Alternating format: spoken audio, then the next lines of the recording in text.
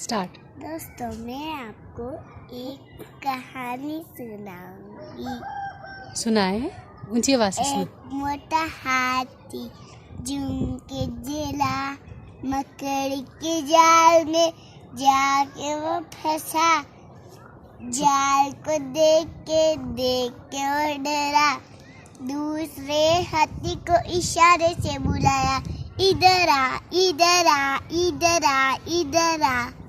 बड़ी, ये तो बड़ी मजे की थी। एक दफा फिर सुना दो, ये तो बहुत अच्छी से दिल खुश हो गया। एक मोटा हाथी झूम के चला। एक मोटा हाथी झूम के जिला मकड़ी के जाल में जाके वो फंसा। जाल को देख के वो डरा।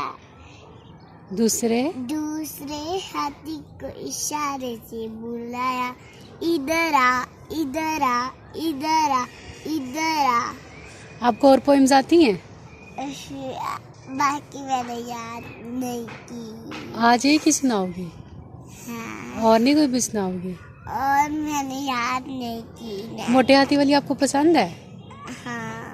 अच्छा फिर ये कह दो ना, मेरे चैनल को सब्सक्राइब करें, लाइक करें, शेयर करें, कह दो। मेरे चैनल को सब्सक्राइब करें, शेयर करें, लाइक करें और अल्लाह हाफिज कर दो। अल्लाह इधर देख के। अल्लाह हाफिज।